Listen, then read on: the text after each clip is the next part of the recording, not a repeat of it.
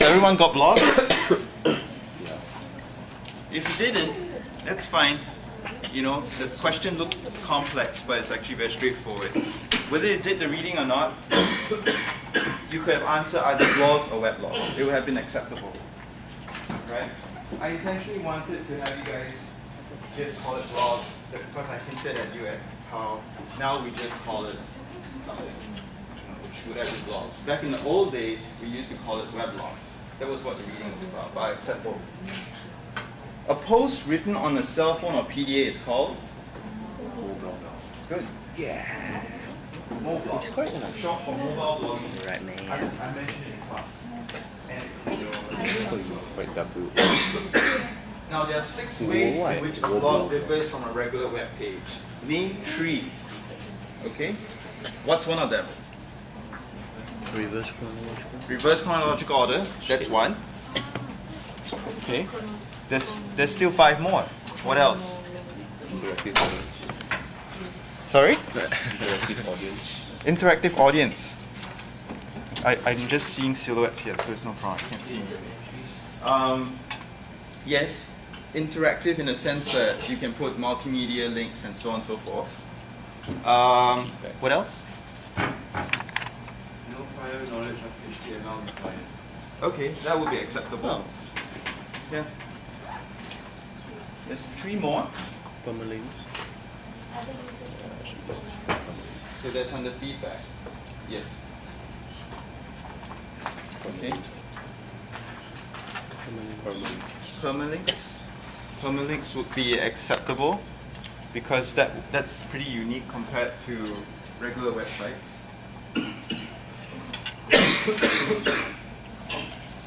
Anyone brought the handout?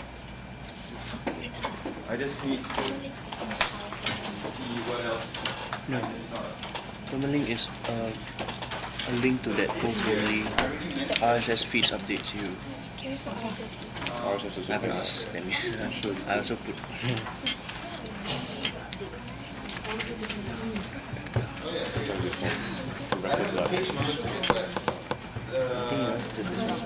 It's the page that says what is the blog. Okay? And there are 2 slides. One is explaining what a blog is. The other one is how it compares to a web page. So if you've got things like easy to update by one, automatically archiving old content, that's 2. For regular websites, you have to do manually. It's maximum stoppage. There's a typical template structure. Has RSS feeds, builds conversations or feedback is acceptable via links, comments. That you focus on content. Now, I will accept other possible answers, but I'll have to judge that. But if you hit any of those 6, then you got that. RSS stands for? What else could it stand for? Rich text, rich site summary. Okay? Very straightforward. The next question is the question that forms the crux of that class. Why do blogs and websites have RSS feeds? What's it for? Okay, Derek. It's easier to know which blog consideration of convenience of reading. Okay, that's acceptable. Okay. But there was a 1-word or 2-word answer that I gave also. If you hit those 2 words, keywords, then you've also scored the point. What's the main idea of RSS feed? It makes it easier, yes, but what's the main idea of it? Exactly, share content. Okay. So she came in late, but she knew her stuff. So that's acceptable. There's also one final way that is RSS provides a standard way of sharing content. So the standard is also another keyword. Standard way of sharing content. Okay, so you can make that as a note for yourself.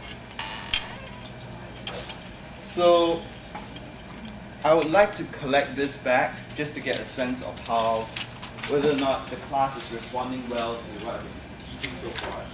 Okay, and for your own reference, just it's only 5 questions, so just remember what you missed out and do better next time. So hand it down to the front and I'll collect it from there. So Renha will be the guy collecting for the class, and I'll just collect from here.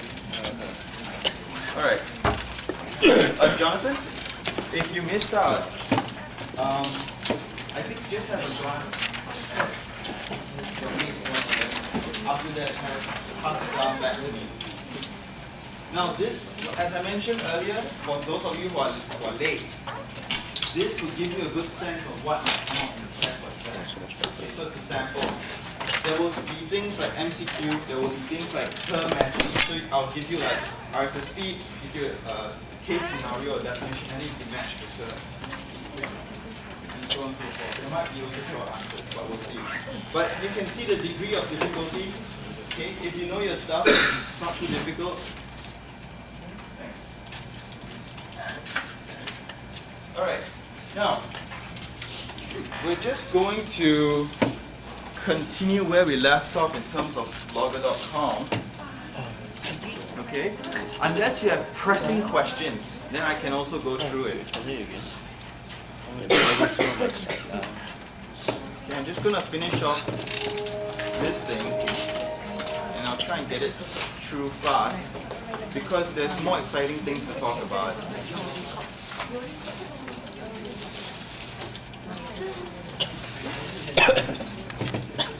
Alright, so go right in and log into your blogs. Pull up the dashboard. You should be familiar with the term dashboard now.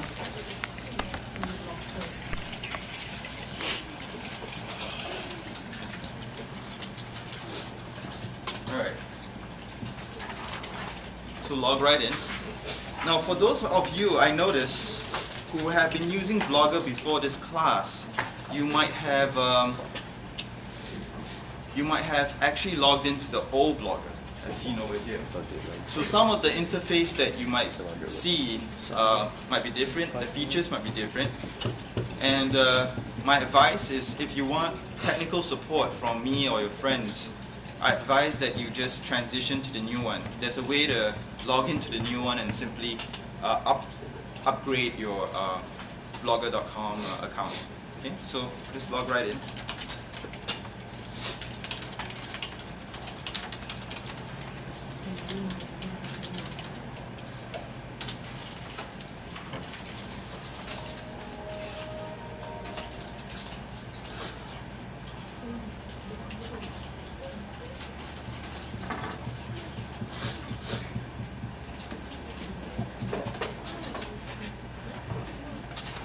Alright, and we'll go straight into settings from the dashboard.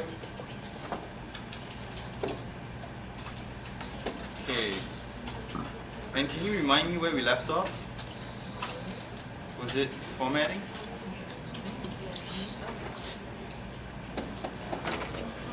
Do you remember? Okay, we'll just carry on till you find. I think we've gone past comments already. Okay, we've gone through comments. Okay, let's talk a bit about comments. I received an email yesterday about how to delete comments. Do any of you have problems with that? How to delete comments, whether it's your own comments or a spammer's comments or someone that you really don't like. You know how to do it? So no problem there, right? Okay, then I'll move on. Because for some reason I get that question a lot. How do I delete comments? Just to make sure that you guys know you're in control of your blog. Don't let it get hijacked by people. What you want to do is basically, when there's a comment, which I don't have here, there'll be a little trash can icon that you can sort of click on to delete the comment. Now, it requires that you're logged in, and you can tell because of this toolbar that's on the top. Okay? So when you're logged in and you view your blog, you get all these buttons here. This lets you change the settings for these widgets. This lets you edit your post, and if there's comments, you can actually hit the trash or actually hit edit or something to change that. Okay? Any questions? Okay. All right. So we've gone through this. Basically, this in settings, comments. This is where you control how you want your comments to work. Okay, bless you. You can hide it completely, you can show it, so you have that level of control. I'm going to move on to archiving. So this was where I mentioned some time ago that you can control how it archives. Now if you, basically, most of us will leave it at monthly, okay? It's not a good idea to leave it at no archive, because imagine if you keep blogging a few times a week, the page is really going to get really long, and it's going to load a lot of media that would, take a long time to load. So the idea is to leave it at monthly. Unless you blog by the hour or something, then you might want to put weekly or daily, okay? And I dare some of you to do that. I think it'll be pretty interesting. You never know, there might be people out there who just want a reason to waste time and just read other people's blog by the hour. Okay, enable post pages.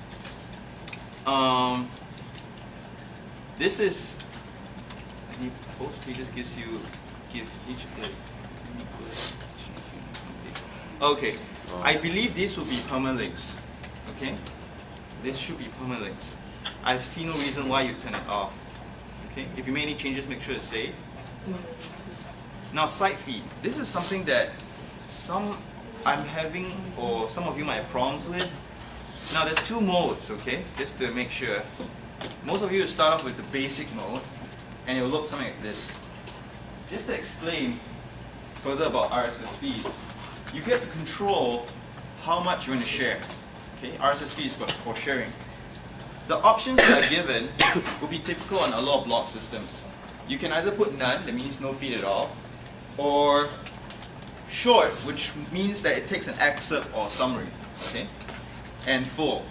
Full means the whole post, including whatever media. When feeds first came about, there was a debate as to whether or not it was a good idea to share everything. Reason being is that people were concerned that readers would not be visiting their actual website anymore. And it's not so much a big deal if it's just to view the aesthetics, but for some bloggers, they have Google ads or other advertising on the site, and that's how it supports, their blogging activity. Some of them actually earn through their blogs, okay? Or what we call professional bloggers. People who blog for a living. There are such people. But later on, people realized that, sharing everything is much more convenient. Not only that, but people have also started to figure out how to put ads within the RSS feeds themselves. Okay? If you're interested in doing that, notice that blogger.com now gives you the ability to put items at the feed item footer, meaning that at the bottom of your RSS feeds, each time I receive a feed, at the end there could be an ad or there could be some link, say a link to your comments and so on and so forth. So you have that degree of control. But this is probably for users who know how to code and know what they're doing. Okay? Let's switch to advanced mode. Now, if you notice, there are feeds for not just your blog, but even the blog comments, as well as the per post comments. So think about it. Why would people have that? Can you just give me an idea? Like, why do you think that exists? What's it for?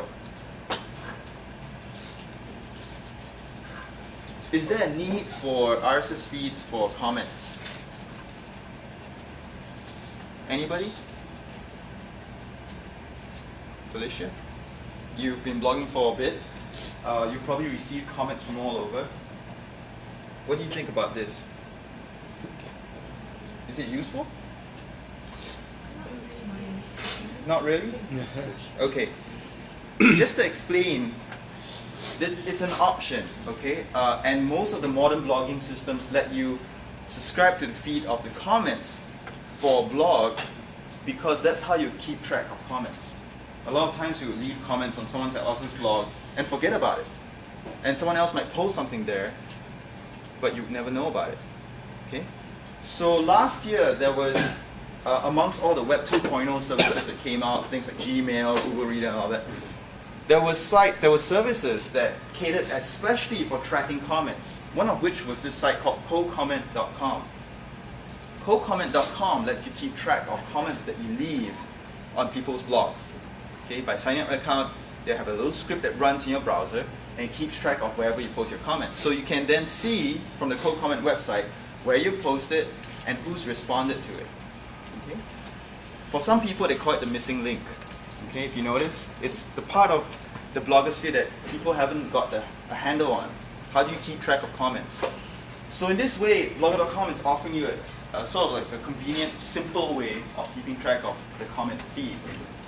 Now, the per post comment feed will come in useful if, say, there were a very, very interesting post. Just one post that you really, really like, and a lot of people were giving really interesting comments, and you didn't want to lose track of it. You can also subscribe to the comment feed for just that post. Okay? So those are features that there's no harm leaving on. Okay?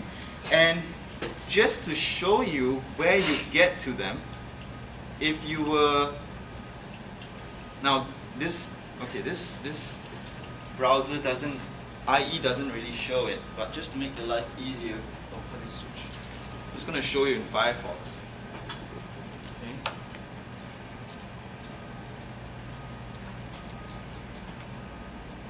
Now let me go into, let me go into Tower Eden. Okay. Now I've got too many tabs here. But what happens is that if you notice, let me go to her main page, her main address. So I mentioned before about how this RSS icon shows up. Okay, the more modern browsers will have that. I think IE7 also would show that. This is the older Internet Explorer, so it doesn't show it. But if you were to click on it, it shows you that you can subscribe to it. Okay, subscribe using, and then you get to pick what service you want, and as well as, besides desktop applications, you can also subscribe to it in your web-based applications like Bloglines and Google Reader. I mentioned it to you before. And then you can make it a default. And this view here shows you what it looks like in the feed. That means what people will see it as. Okay? Now, sometimes there might be more than one feed. So when you click on it, it would then have a drop-down menu that you choose. Okay, so that's how it works. So if I were to subscribe to this blog, what I'll do, the easiest way is to just hit this, and this would be the RSS feed. Okay, this actual URL is the feed address. It doesn't have to end with .xml or .rss. It can be almost anything. Okay, it depends on how the blog service is set up. But this would be the link to the RSS feed. Now, take note of that address. Okay, it says the blog address /feeds/post/default. Now, let me go into. Okay, let me find some of the posts that might have comments. Okay, there's 2 comments here, so I'm going to go into the comments.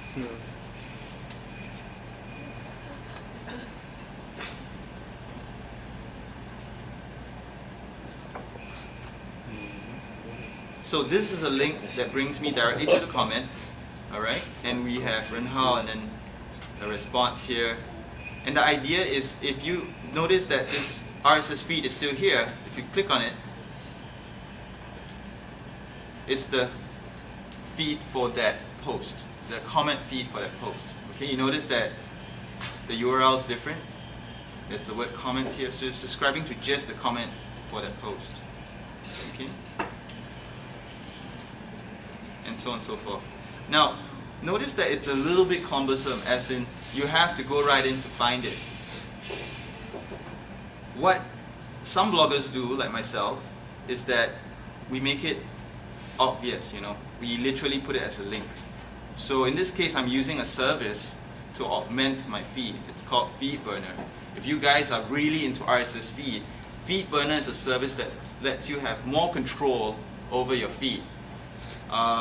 You get to see, as you can see here, you can see the number of people subscribe to your feed. So that's something that, you know, that regular RSS feed services don't give you. If you were to subscribe to it also and log in to FeedBurner, you can see statistics over a range of time. So for example, when I had a really popular article, I can see a spike. Okay? So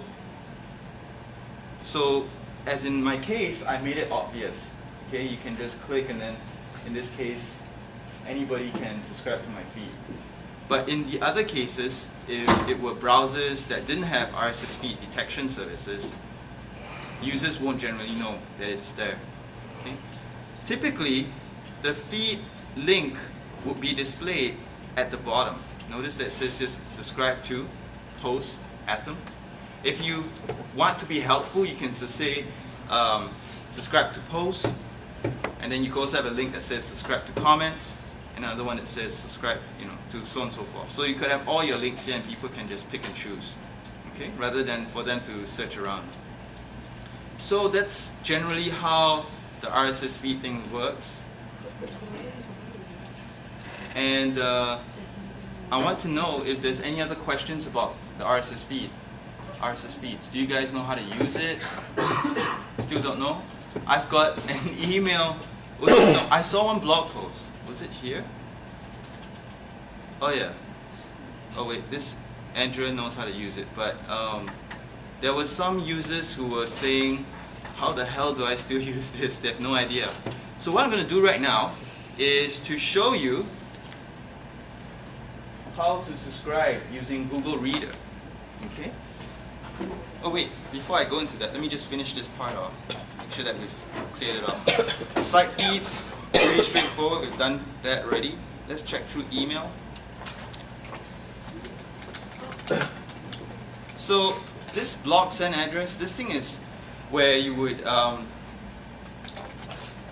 you put in a bunch of addresses that you want of your friends who you want them to know whenever you update your blog. Okay, so let's say your mom wants to know what you're doing, say when you go to Buffalo and you blog about it. So instead of emailing her whenever you blog, putting her address here would send her a notification that you have updated. Okay, it's just pretty simple. It's been around for a while. Now this one is more interesting. This is how you literally enable yourself to mobile blogging and so on. By giving yourself a proper address here, so in this case they gave me Brain Opera 1, and then you put in a like whatever secret word that you want, and you wouldn't distribute this email address to other people, otherwise they can post to your blog as well. So you give yourself, say, a code, let's say moblogging, okay? So it's just like that. So it will be, for example, Brain Opera 1 moblogging at blogger.com. This is an address which you can post to your blog by email. Now, probably what happens is that when you email this address, let's say from your phone, if you happen to have SMS to email service or Wi-Fi on your phone, you could blog straight to your phone to hand in a late assignment, for example, and or you're out in Orchard Road, and it will be saved as a draft. But if you were to enable publish, it means it will go straight to your blog. Okay. Most of the time, I can't say for sure about this one. Most of the time, if you take a picture and you attach it to your post and you moblog it, no wait, hold on. If you email your post and attach a picture, most of the time the picture will also be posted. Okay? So that's how people literally do live reporting, on their blogs and so on. All right. Now, if I were to leave this on and save it, and you guys have seen the address, you can abuse it, right? So this is just to let you know, you wouldn't want to spread this address around, okay? Otherwise someone can just hijack your blog. Okay, next is permissions. So permissions is more of a situation where you have a team blog, okay? I have other blogger.com accounts with other people, and sometimes it's great for group work. If you're in an organization, you work in teams, sometimes you might want to have a blog just to keep track of how everyone's performing. Now, there are pros and cons using this versus email, because email you might get mixed up with the rest of the other emails that you get. So some people like to differentiate their work by having blogs and so on. So in permissions, you can add authors, and basically you just add their email addresses, and then they'll get an invite to come in. If they already have blogger.com accounts, then it's much more simpler. And then you can control, so that's for authors, and then you get to set permissions as well. You want them to just be able to publish, have admin rights, whether they can change the template. But for most people, we just set it as contributors so they can just post to it. Okay? The next one here is blog readers. Now, this option is, I think, pretty new for blogger.com. They didn't used to have it. Previously, what happens was that when you blog, it's literally all public. But now they let you choose who gets to read your blog. So you can literally make it like LiveJournal. Okay, you can have it private just for a few friends and so on and so forth. So this is a new feature. Okay, but for the purpose of this class, let's leave it at anybody. Okay. Now the last and final thing is the template. Blogger.com has extensively changed the way the template works. Previously, when you hit template, all you saw was source code, and you had literally no HTML and JavaScript or whatever to change how your blog looks. Okay? Now they made it easier. You still don't need to know HTML, but you can adjust the general look and feel. So widgets are now a very big thing. Widgets referring to pieces of code that lets you manipulate your blog and add new features to it. Okay? In this case here, they let you simply move stuff around. Okay? So it's drag and drop. And you can always add new elements by hitting add a page element.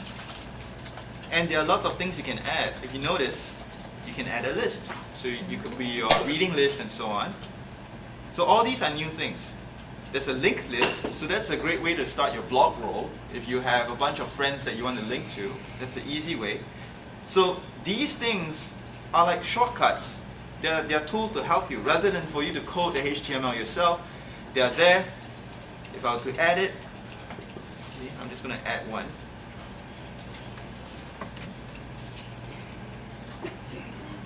And when you add it, notice that you can configure it. So you can give a title, number of links, whether you want to sort it and all that, and so on and so forth. Then you can add the site and then so on and so forth. So when you add that, you can always go back in here and add new things to it. So there's no HTML involved. So for those of you who are worried about not being skilled in web design or anything like that, this is no problem at all. Okay? You can get pretty advanced. So there's plenty to choose from if you explore it. AdSense basically is for you to add those Google ads, add some revenue if you think you're a big time blogger and you think you can make some money, go ahead and just add one. Notice that you can also add a feed. So say for example, when you blog and you don't want to miss out on any of the assignments that I put out on the main blog, you could add a feed to the COM125 blog, and that way you can see what I've updated on the sidebar of your blog. So, or for example, if you're passionate about, say, anime or something like that, for example, something of your personal interest, you can also add feeds to particular blogs of that genre, okay? So you can keep track, sort of like a news feed. Now labels is useful, okay? For previously, blogger.com didn't let you set up categories, okay? Meaning that when you make a blog post, you couldn't sort them by anything. You couldn't put them in any category whatsoever. Labels is their way of categorizing your posts. So for example, if you were to post an assignment, notice that when you create your post, one of the fields below is actually to add a label. So you might put there, say, assignment, okay? Now, you might have a whole bunch of labels. Maybe you could say assignment, you could have one category that's funny, or one category that's video, and you might soon collect a whole mess. By adding this widget that says labels, you get to see all your labels in the sidebar. And so clicking on any of the labels will bring you all the posts that are related to that category. So say, for example, I want to see assignments, and you have a widget that says, that has a bunch of labels, and one of them is assignments. If I click on assignments, I'll pull out all the posts that's for assignments. Okay, so it's a convenient thing for your readers if they want to drill down to specific content on your blog. Okay, this also obviously helps for you to search your very own blog. Okay, in terms of finding things that you might blog previously and you've forgotten about. Alright. So the rest of it, I'll leave it to you to explore. Things like blog archive, obviously also very useful, so you might want to add that, and so on. Okay. So besides the sidebar, you can also add it to the bottom here as a page element. Bless you. We'll just ignore that. And for those of you who feel more skilled, you can attempt to hack into the headers and all that. Are you all getting this thing? Yes. Okay, thank goodness we're almost done. But I think what happens is that sometimes these services, they block off IP addresses that are like sort of like attacking the server too hard. So maybe all of us are going at it at the same time. My friend had the same problem when he went to Africa to teach some of the African educators. They had a lab like this, and they were all set to go into blogger.com and they couldn't get into it because they were also blocked off. So he flew all the way there and it's like, oh my god. So they had to stagger their access. Literally, like, just the instructor went in while the rest just watched. Okay, now, it's not much more, so I'm just going to run through the rest. Let me see if it loads. Okay, never mind. But, okay, the other features lets you change things like font color, font sizes, font types, and so on. So it's pretty straightforward. The rest of it are more aesthetics, so feel free to explore. I think they're pretty straightforward. Okay, if you have questions on customizing your template and all that, besides me, remember you can approach any of the blog experts here as well. Okay, your friends. Alright. Now, so that's it for blogger.com. Any questions? Because I'm going to move on entirely to a different subject now. Any other dying questions? Make sure that you're clear because we're going to move full steam ahead. Okay? Alright. So the other thing that we talked about was about subscribing to RSS feeds. So what I'm going to do now is to have you sign up for Google Reader. So to get to it, go to reader.google.com. Okay.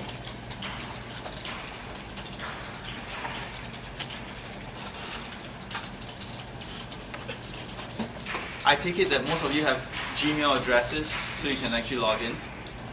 No? Okay, it doesn't take too long. Just try to get in. Ini Chinese.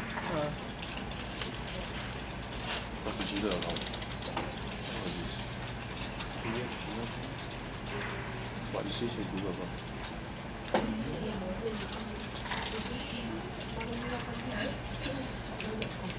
It's different from a Yahoo account, right? For those of you who are already subscribing to feeds or use blog lines or whatever, just feel free to listen. You don't have to, do it. But for the rest of you, just pay attention for a bit. Even for those of you who know, there might be things that you might not be aware of. So I'm going to just show you a few things. So sign in. If you don't have an account or find it too troublesome to get in, then just watch how your friend does it. Share the computer with your friend. So once you're in, you get a default page like that. Okay, some of you might have subscriptions on the side because they tend to plug in some common or popular ones. So you have a Google.com account, Google Reader account now. So as you can see, I'm just going to run through some of the interface here. Home is basically this home page here. That is where you see the dashboard and everything. All items means you get to see all the items in your list. Okay, right now it's empty. Start basically means you get to highlight some of the posts that you kind of like and you want to remember them, so you can add a little star. There's a little choice to add a star. Shared items is pretty cool. At the bottom of every every feed post, there'll be this option for you to click share, which means that it gets shared on your public page. Google Reader has a page, a personal page of your own where you can make public. So you can share stuff that you find interesting. But we're going to go right into the crux of it, that is to add subscriptions. So I'm going to show you how to do it. So the first thing I want you to do is to add a subscription to the COM125 class blog. Okay, so I'm just going to show you how it's done. So when you click on add subscription, notice that you have to paste a feed or a URL. So go to com125.wordpress.com.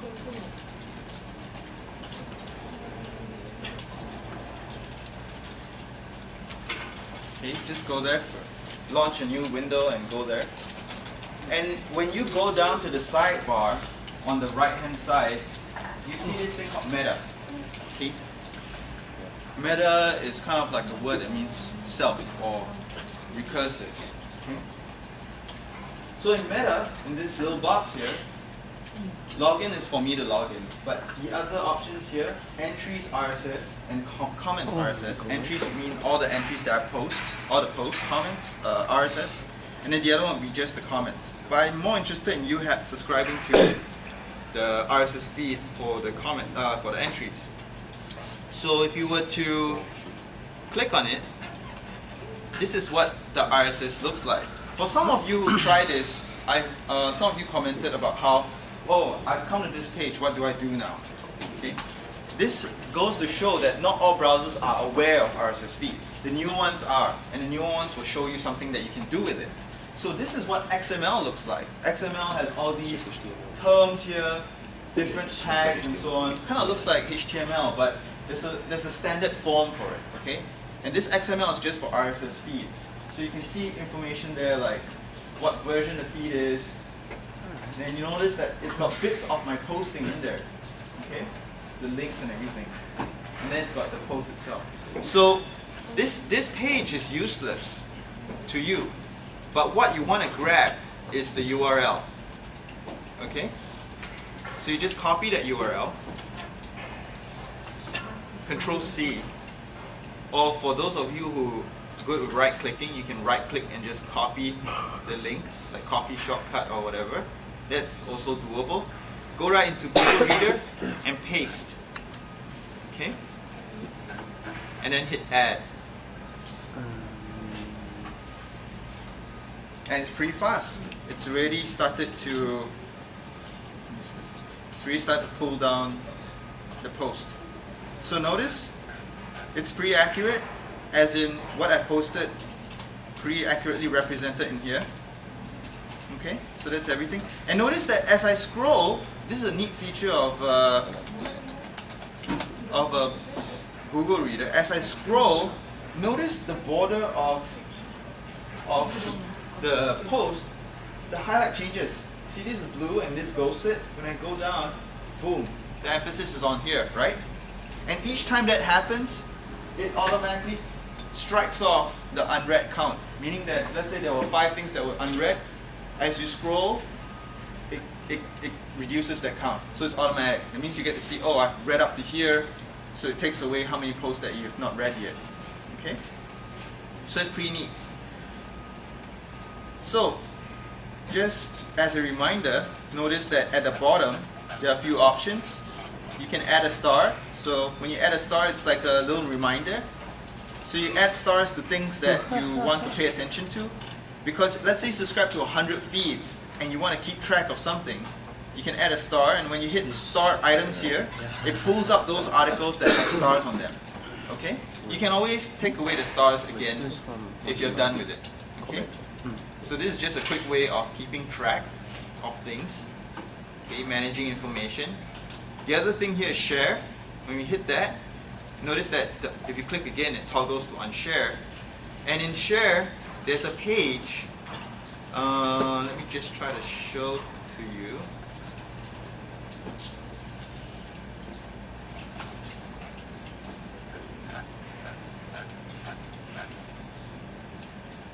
see here.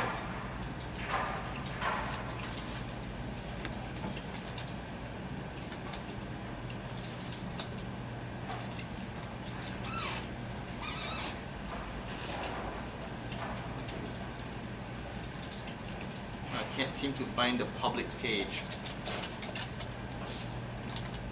It's there somewhere, but I'll show it to you next time then. We're going to run through a few other features. So email's pretty straightforward. You could email this interesting post to people that you like, or you could email it to yourself as a reminder. And then if it's not done, you could mark as read, and so on and so forth. Adding tags is a way for you to search once again. So let's say you have a whole bunch of subscriptions and you find that this post is important, you want to add tags to it. So you can add a tag, basically it's like a label. So you could say that this is an assignment, for example. So if you do that, basically notice that a tag appears, assignment. And it's kind of like adding a star, but with more precision, because a star is just in general, but if you were to hit things like, a star encompasses all the feeds that you read. A tag encompasses specific categories for posts that are related to it. So if I were to pull up assignments like so, it just pulls up that post. So if I were to add the assignment label to other things, it'll pull up all the other things as well. So it works kind of like star. Okay? And same thing, you can always take it away just by deleting it and then save again. Okay? Yeah. So it's pretty straightforward for this. Just run through a few more things here. Expanded view, there's also a list view. So if you find that there's so many, there's too many things, you can always switch to just list view. And just like email, you just see the title. Okay? Expanded view lets you see everything so you can just scroll through. Now, it refreshes on its own, but you can force it to refresh either from here or here. And if you've got too many things to read, because you skipped out on a few days or a few weeks, you can always mark all as red. Okay? So you can control it that way. Now, if you want, you can manage the subscriptions, because let's say you've got too many things here. Let's say you've got 100 postings. You can check off all of them and then say, unsubscribe, delete, rename, or whatever. Okay, so if you want to make, like for me, for example, if I subscribe to 100 feeds, and some of them have similar names, and I want to make it more recognizable by me, I could rename the title to something that I know. For example, my tendency is to rename some of the blogs to your names, so that I know immediately that, oh, this is your blog. Okay? So that's just an example. Okay, running through some of the features here. So you have tags, like ones that I've shown. And here are the shared items, just found it. So I'm going to view the shared public page. So the public page, I believe you can actually have a setting to change this URL to something that's more easier to remember. But this page is a public page that anybody can access. And when you share any of the posts from your readings, it will appear on this page. Okay? So I guess it's a good example if, let's say, you want to quickly just tell friends that these are the bunch of blogs that I was reading today and I thought they were useful. You could just share it and people can access this URL. You could blog about it, put it as a link, and people will be able to see this page. Okay? So it's just pretty straightforward. There are other features here that I won't really go into. Adding a click to your site probably means that it shows you what you've recently shared on your own blog. Okay? Just going to delete that. So you notice you can delete previous tags as well. Going to run through a few other things here. Goodies. So these lets you add little widgets, for example. In this case, add to Google Reader. If you add this button to your blog, people who use Google Reader can just click it and automatically just add it to their blog, to their reader service. Okay? So it just tells you, just drag it to your toolbar. You can use Google Reader on your phone also. They have an address if you have a web-enabled phone, web access enabled. You can also use this bookmark such that if you go to a page, you can just hit the bookmark and then it will automatically save to your Google Reader account. Okay, so you can always access that. Import-export, I mentioned previously about OPML files. Basically, if you want to quickly get the whole bunch of blogs that we had in class, you can go to the COM125 aggregator. I'm just going to open a new page. So this is Bloglines. Bloglines is another service. And if I scroll right to the bottom, I can export the subscriptions. Okay. Exporting subscriptions, save it. I'll just save it on the desktop. Close. Now back in my Google Reader, I browse. I can take that file that I exported, open it, and upload. And so it says your subscriptions are being imported. So OPML file, as a reminder, basically is a collection of RSS feeds. So in one fell swoop, I can have everybody's blogs transferred over. Okay? So this saves time.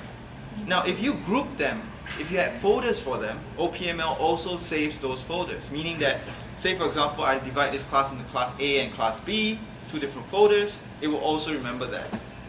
These blog services lets you create folders to organize your materials as well. Okay? So if I'm happy with this, I can go ahead and just, I think it's imported already, so it should be done. Just go back here. Once again, you can also re-export it. Okay? So these services are nice. They let you import and export. Finally, just some preferences. You can just play around this. This is just different settings. If I go back to Google Reader, let's refresh. Oh, there you go. Everybody's blogs are here. Okay? So likewise, I can refresh and so on and so forth. Now, if I were to create a folder, let me try doing that. Okay, let me create a new folder.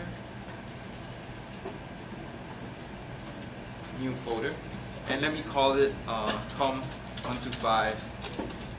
Maybe I could say, okay, just A, hypothetically speaking. Okay? So when I did that, it goes to A. Now if I want to add more of them, I think I have to refresh. But basically it should let me add more easily. Let me just reload this page. Okay, let me go into manage subscriptions.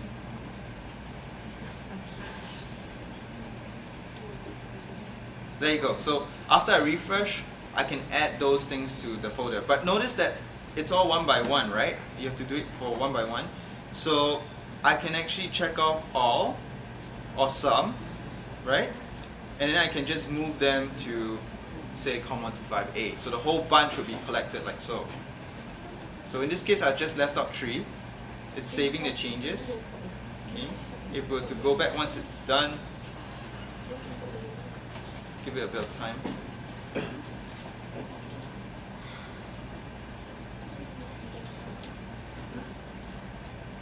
Okay, it's still taking a while. Okay, there you go. So now you notice I can collapse the folders. Okay, so some of them are in here, some are outside. But if I were to click this, oops, it's taking a while. If I were to click the folder, it should pull up all the blog posts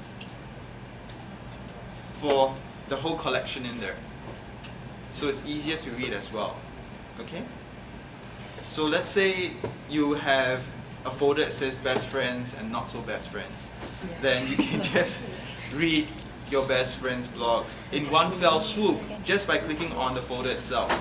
Okay? That's just an easier way to navigate your content, to manage all the information that's flowing. So you get to control all that straight through your subscriptions. Evan, Yes? is it okay? Could you like export the OPML file, put it on your blog or something so we can all subscribe? Oh yeah, sure. But just to let you know, it's also accessible. Yeah, you have to click twice though. But it's accessible from here. Then you go here, you can just get this. Oh, is there? It's all here. Oops. Export subscriptions. That's where the OPML is. Okay? Now, if you connect the dots of what we've learned today, you notice that, hey, I've got an OPML file, I've got RSS feeds, my blogger.com service lets me attach a widget that lets me subscribe to feeds and display the feeds. You could then take some of your friends' postings or RSS feeds and plug them into the widget for your blog, the feed widget. They'll display the posts as well. Okay? So there are lots of things you can do. It's really up to your creativity. Alright, so that's Google Reader. Now, I'm going to show you an instance where, let's say the RSS feed isn't very apparent. Okay, let's say you're on a very old browser, okay, and it doesn't display where the feed is. The blogger himself doesn't know about feeds, for example. and he might not have it shown on his blog as a link. So the thing is, you could guess what the feed address is, because blogger.com services tend to have the same feed address. You do that. Okay, for example, if I were to put atom.xml, that's one of the feed address for, well, Google's having a problem, but that's one of the feed addresses for the blog. But let's say you don't know what a feed address is, and it's not listed there. Your browser also doesn't tell you. What do? How do you get access to it? Well, for most of these blog reading services, that is like Google Reader, Bloglines and all that, if you were to just copy the URL, okay, just the blog's URL, go in there, add subscription, paste, add, what will happen is that they will attempt to detect where the feed is. They'll try, okay, in this case, can't find it. But in most cases, it will detect and find what the feed is. Okay, so it'll take the guesswork out of you. You don't have to make any guesses. The system will detect it. Okay, so that's an alternative way. So RSS feeds, I know it's tricky because we don't use it enough. It's not easy to use at this point, but the technology is getting there so that it'll detect it and bring it up so that you can use it. Okay? In this case, if you're on IE, there's literally no sign of RSS anywhere. Okay? But as you can see here, it makes life so much easier because you can see everything in one fell swoop. Okay? Besides adding your classmates' blogs to your feed reader, my advice to you is also to keep track of things that you like out there. For example, I like to keep track of how global warming is developing, the research on it. So if I go to those blogs that talk about global warming, I can also subscribe to the Wikipedia entry for global warming. And why don't I do that right now just as a demonstration? So blogs are not the only thing that give out RSS feeds. Okay. Other services give out feeds as well.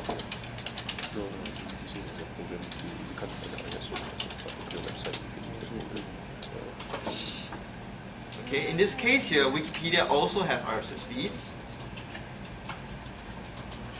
Okay, so, and what happens is that they usually update the page quite frequently. It's a long page, okay?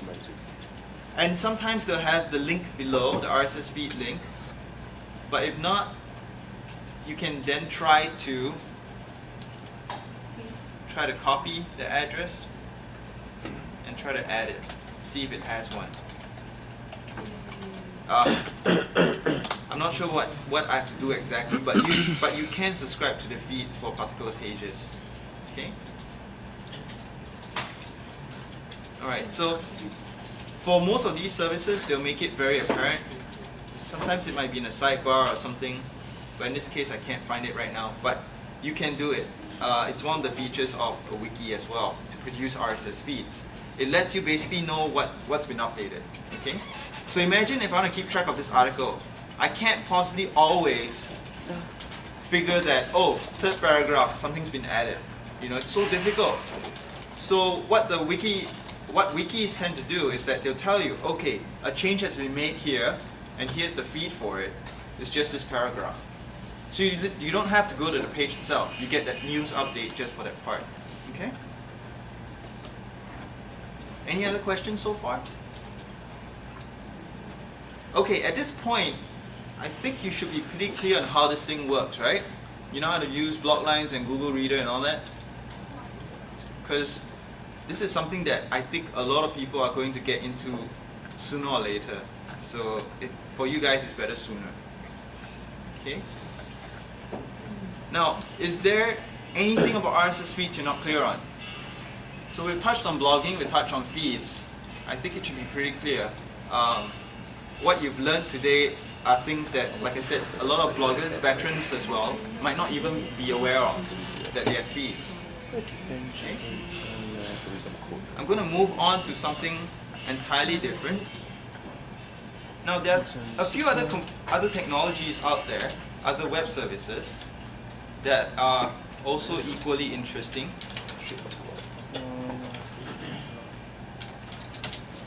And I'm going to offer you a choice. Okay? What do you want to learn about for the remaining, say, 20 minutes? C++. C++. I can get you a book. Yeah. Okay.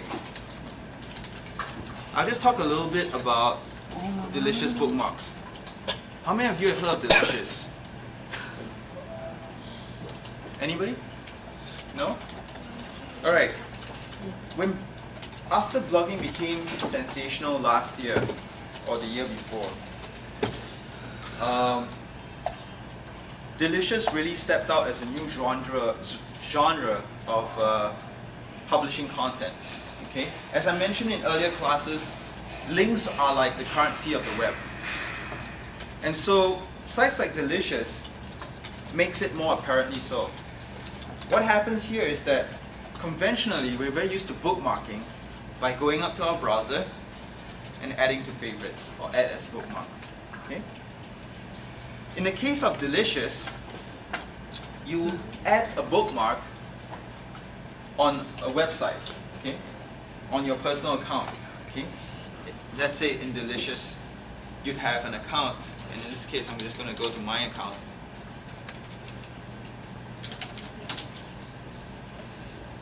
So this is my Delicious account, and it isn't very pretty. Okay, that's one of the things that turn people off. That says people might say, "Oh, this is really complex. I don't really get it." Now, what's happening here is that there's a lot of innovations happening here that you might not realize. So the main idea, the gist of it, is that people can add bookmarks onto this service, so I can go to different computers and still get access to my bookmarks. Okay, that's the simplest way of understanding one of the primary services of Delicious. But there's a very big social element to it too. Just like blogging, okay, when you put out a piece of content, you're actually sharing it with other people. I'm also sharing my content, what I'm bookmarking. Okay? You can choose whether you want to make it private or public. In this case, I tend to use Delicious in a very, very public way. So you can see what I'm looking at. You can see what I'm interested in. I've had people look at my bookmarks and realize that, hey, we have similar interests, so they look me up. So far it's all guys. I haven't gotten any girls, so I don't think I can get a date from here or anything. But still, the point being is that this is another way of finding out what people are interested in. And what's neat is that it's very, very social. In this case, for example, when I bookmark this thing on Why Smart People Do Dumb Things by Guy Kawasaki, I realized that there are 219 other people who also bookmarked it. Okay, the system keeps track of users. Okay? I can also tag it. Okay? Tagging is a huge thing. I can give a whole lecture on tagging. It's a huge phenomenon, but I'll just save that for another day. And you can see chronologically, reverse chronologically again, what I've been bookmarking. I can search my own bookmarks. So it could be things like that I chance the point, I say, oh, I gotta remember this, but I got no time to blog about it. So I'll Delicious it first. Okay, so this is another quick way of quick blogging. Okay? And then I can search, and then I can find within my own bookmarks or within the entire Delicious collective. Okay? So these tags, as per usual, there are tags that I've created. So let's say I want to find all the tags that all the bookmarks that I've labeled as Singapore. Okay? So in this case, this is about Singapore first fast food restaurant. Any of you know what it is? What's the first fast food restaurant that Singapore ever had? It's A&W at the Bukit Timah Canal. Yeah, it's gone. Any of you actually went there before? You guys probably never had a chance, right? Back in the day when my mom brought us to town, we usually stopped by the A&W on a hot and humid day. And that's where I got addicted to root beer float. Okay? So now it's gone, so it's very sad. And I think A&W is completely gone from Singapore, right? It's just sad. So, and now they serve it in plastic cups also. It's so different. Last time it was a frosty mug. But anyway, there's this blogger. He's doing an incredible job blogging about Singapore yesterday. That's why his blog is called Good Morning Yesterday. Okay? He's blogging about all the things that are forgotten, which is pretty amazing. So he's like 50 over or 60 years old. He's one of the most senior bloggers we've ever known, Singaporean bloggers. So he's quite well known. Notice that I can just go straight into it. So let me just pull up his post. And he does his research. He has archival pictures, he has a map. This was what it looked like. So This was him when he was young with his dog. This is him now. He was born in 1952. He drew a map to show where it was. The old Adam Road Hawker Center used to be next to it. So this is where it is now, which is gone. It's very sad. So for a lot of you, all this doesn't really matter. For people like me though, I'm 29 already. It's like, damn, I feel old. What's happened? Things have changed. So yeah, and look at the comments he's got. It's 27 comments.